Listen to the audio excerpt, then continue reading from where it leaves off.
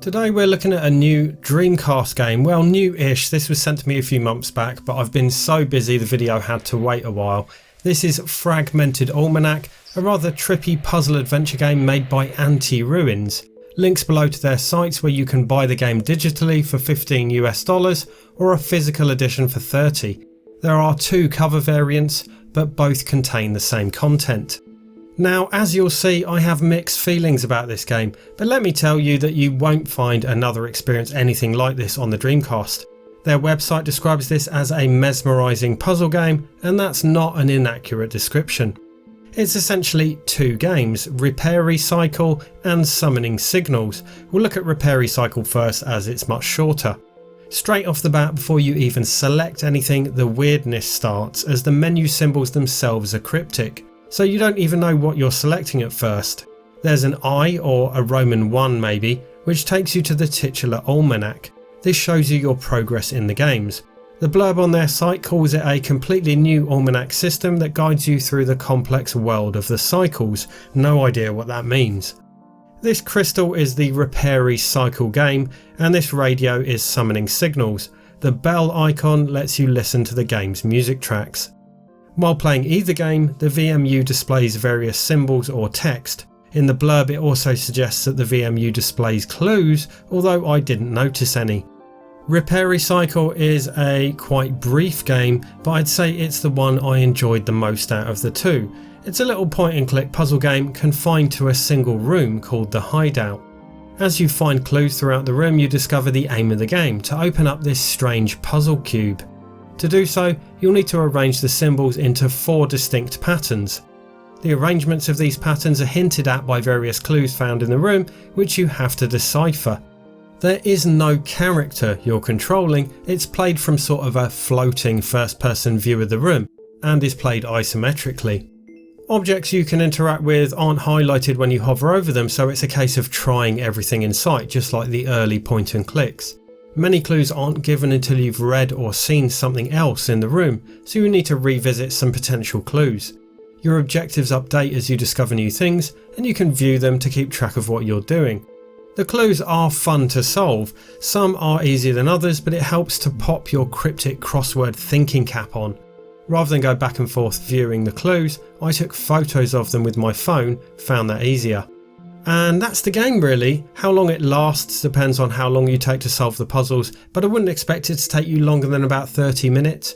I did experience a few instances of the game hanging where it would just lock up with a black screen and the music playing, so I had to restart a few times. Pretty annoying, but overall I did enjoy this interesting, albeit very fleeting experience, but then I am a sucker for puzzles. Summoning Signals is a very different affair and even more strange. In this game you're playing as the pilot, a pilot of a spaceship that's crashed on a mysterious planet. Again, there's no actual character you're controlling, it's more of an out-of-body experience.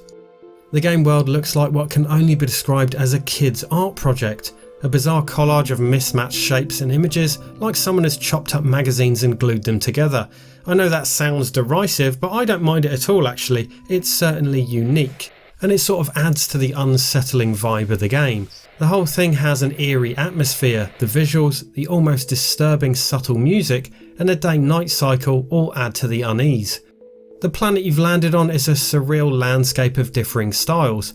You'll find some tools at your disposal, including a repair kit and radio.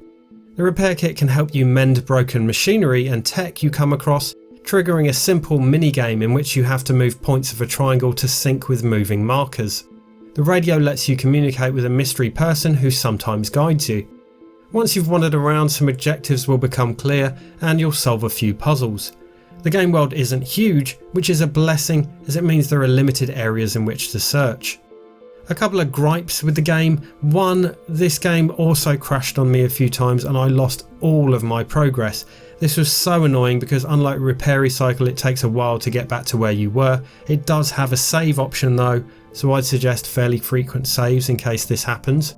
Another is it isn't always clear whether something isn't working by design or isn't working due to the game bugging out. One such example was a key on a door, as actually using the key removed it from my inventory. In the end I had to select to open door or something like that rather than actually use the key. I'm sorry, but as a seasoned adventure gamer, my instinct is to use key on door. Fair enough if an error message displayed saying can't do that or something, but to remove the key from my person altogether and then not open the door? Stupid.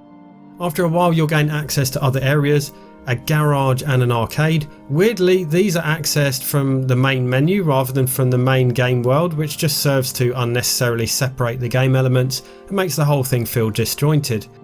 At this point the game got extremely confusing for me and I didn't get much further. I ended up at a vertical fixed shooter section of the game, which I eventually beat, but couldn't for the life of me work out how to actually advance in the game.